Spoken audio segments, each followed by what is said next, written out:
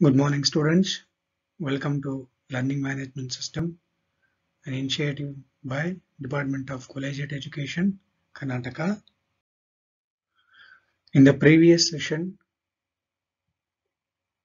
we discussed about internal rate of return and practiced problems on internal rate of return. ಹಿಂದಿನ session ಅಲ್ಲಿ internal rate of return ಬಗ್ಗೆ ನಾವು discuss ಮಾಡಿದ್ವಿ.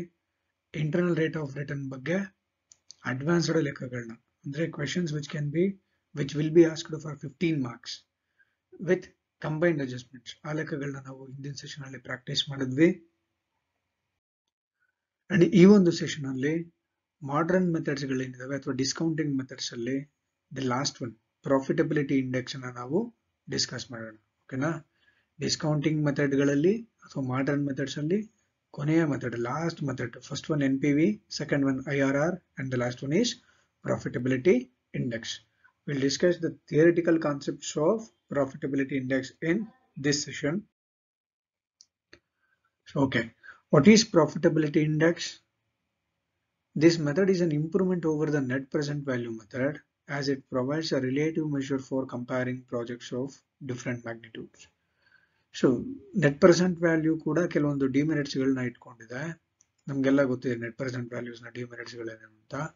ಆ net present value method ಏನಿದೆ ಅದರ ಒಂದು little bit of improved version ಯಾವ್ದಪ್ಪ ಅಂತಂದ್ರೆ profitability index.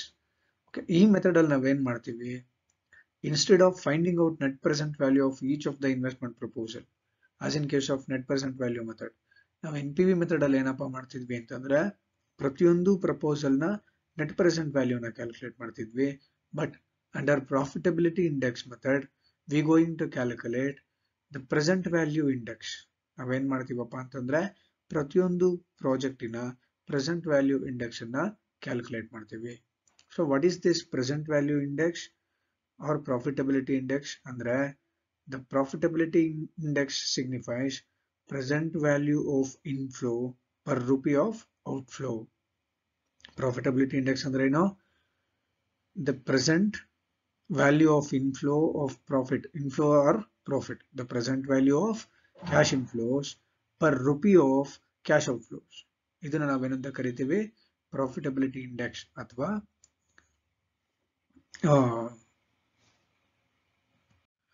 Present value index ಅಂತ ಕರಿತೀವಿ. ಈ ಒಂದು ಮೆಥಡ್ ಅನ್ನ ಪ್ರೆಸೆಂಟ್ ವ್ಯಾಲ್ಯೂ ಇಂಡೆಕ್ಸ್ ಅಂತಾನೂ ಕರೀತಾರೆ, ಪ್ರಾಫಿಟಬಿಲಿಟಿ ಇಂಡೆಕ್ಸ್ ಮೆಥಡ್ ಅಂತಾನೂ ಕರೀತಾರೆ, ಬೆನಿಫಿಟ್ ಕಾಸ್ಟ್ ರೇಷಿಯೋ ಅಂತಾನೂ ಕೂಡ ಕರೀತಾರೆ. ಅಂತಂದ್ರೆ we are going to know the benefit ratio of benefit to the cost. Benefit ಅಂದ್ರೆ ಕ್ಯಾಶ್ ಇನ್ಫ್ಲೋಸ್, ಕಾಸ್ಟ್ ಅಂದ್ರೆ ಔಟ್ಫ್ಲೋ. ಈ ಒಂದು ಮೆಥಡ್ ಅಲ್ಲಿ ನಾವೇನ್ ತಿಳ್ಕೊಂತೀವಪ್ಪ ಅಂತಂದ್ರೆ ನಾವು ಇನ್ವೆಸ್ಟ್ ಮಾಡ್ತಿರೋಂಥ ಕಾಸ್ಟ್ಗೆ ನಮ್ಗೆ ಬರ್ತಾ ಇರುವಂತ ಬೆನಿಫಿಟ್ ಎಷ್ಟಿದೆ ಪರ್ ರುಪಿ ಆಫ್ ಇನ್ವೆಸ್ಟ್ಮೆಂಟ್. ನಾವು ₹1 ಇನ್ವೆಸ್ಟ್ ಮಾಡ್ತಿದೀವಿ ಅಂತಂದ್ರೆ ನಮ್ಗೆ ಎಷ್ಟು ರಿಟರ್ನ್ ಸಿಗುತ್ತೆ, ಡಿಸ್ಕೌಂಟೆಡ್ ಮನಿ. ಅರ್ಥ ಆಗ್ತಿದ್ಯಾ? Present values of cash inflows per rupee of present values of cash outflow ನ ನಾವು ಕ್ಯಾಲ್ಕುಲೇಟ್ ಮಾಡ್ತೇವೆ.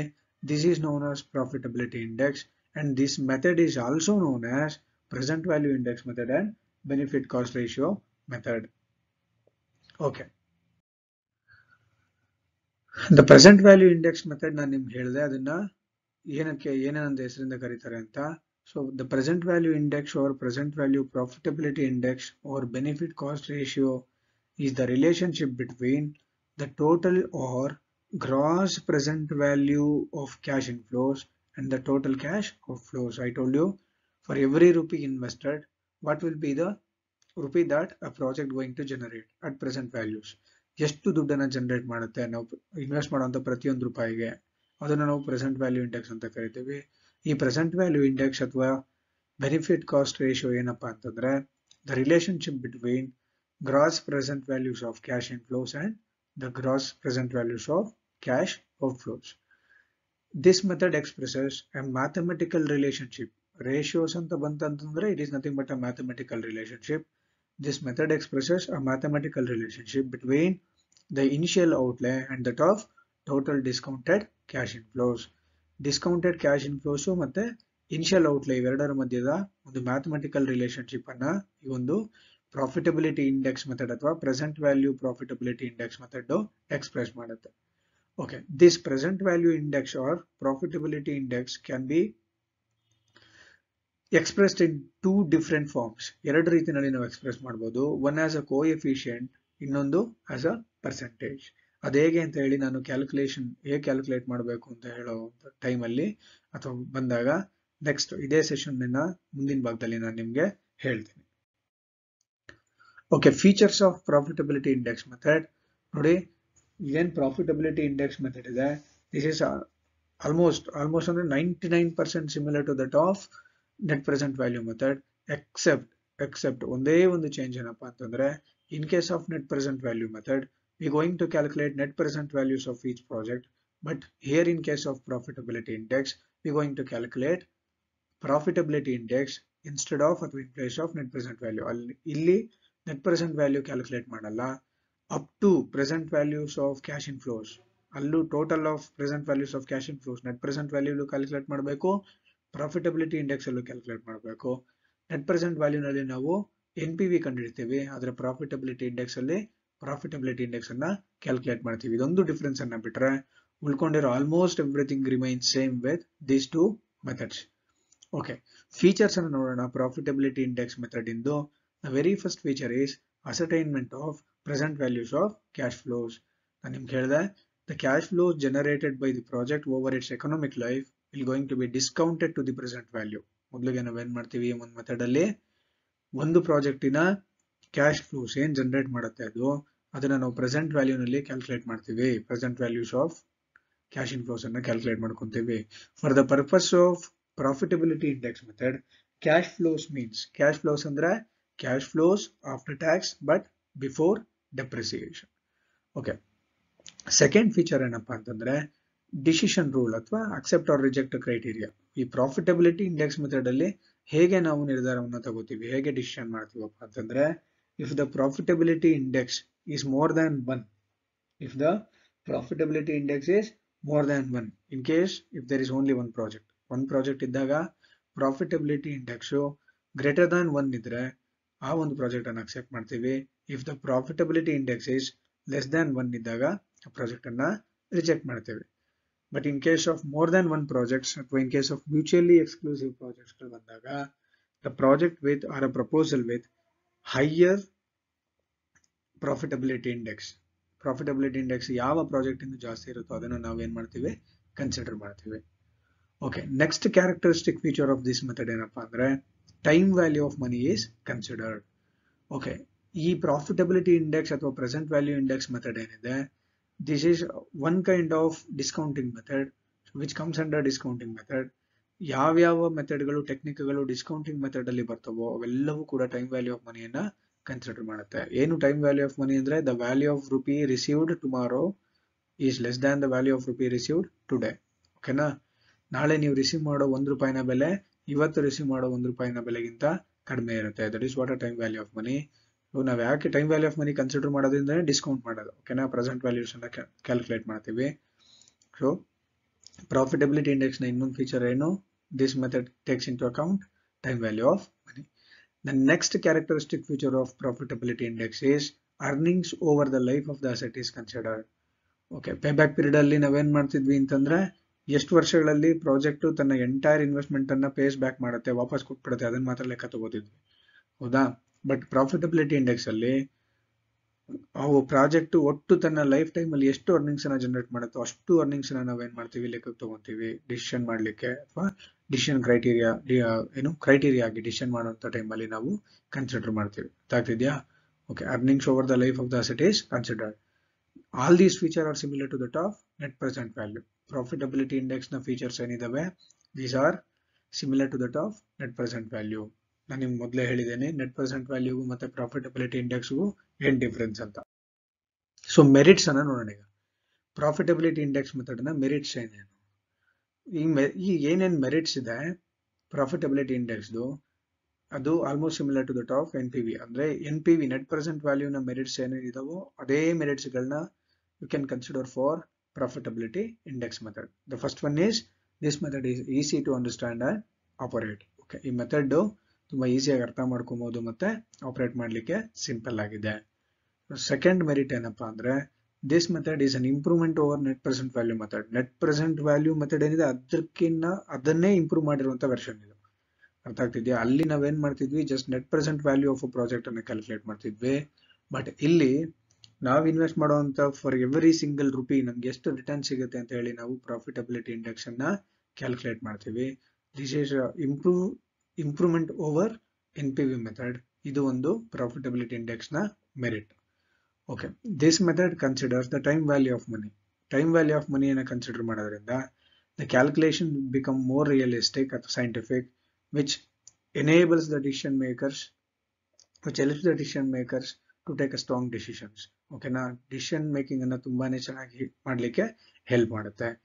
ನೆಕ್ಸ್ಟ್ ಮೆರಿಟ್ ಏನಪ್ಪಾ ಅಂದ್ರೆ, this method consider the cash flow generated through out the life of the asset.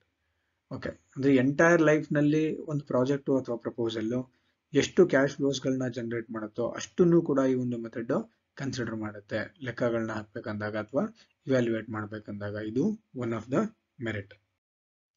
So demerits of profitability index method ಏನಪ್ಪಾ ಅಂತಂದ್ರೆ, demerits of net present value method ಅದನ್ನೇ ನೀವು ಇಲ್ಲಿ ಕಾಪಿ ಮಾಡ್ಕೊಬಹುದು. ಅದನ್ನೇ ನೀವು demerits of profitability index method ಆಗಿ ನೀವು ಕನ್ಸಿಡರ್ ಮಾಡ್ಬೋದು. ಅದನ್ನ ಬಿಟ್ಟು ಉಳ್ಕೊಂಡಿದ್ದೇನಾದ್ರು ಹೇಳ್ಬೇಕಪ್ಪ ಅಂತಂದ್ರೆ, compare to the traditional methods this method is more difficult to understand and operate. Profitability index method ಅನ್ನ ಟ್ರೆಡಿಷನಲ್ ಮೆಥಡ್ಗೆ ನಾವೇನಾದ್ರೂ ಕಂಪೇರ್ ಮಾಡಿದ್ರೆ, ಟ್ರೆಡಿಷನಲ್ ಮೆಥಡ್ಗಳಿಗೆ ಕಂಪೇರ್ ಮಾಡಿ ನೋಡೋದಾದ್ರೆ ಸ್ವಲ್ಪ ಡಿಫಿಕಲ್ಟಿ ಇರುತ್ತೆ ಅರ್ಥ ಮಾಡ್ಕೊಳ್ಳಿಕ್ಕೆ ಮತ್ತೆ ಆಪರೇಟ್ ಮಾಡಲಿಕ್ಕೆ. This is one of the demerit of profitability index method. Next, it is not that much easy to determine an appropriate discount rate and this method consumes more time than other methods.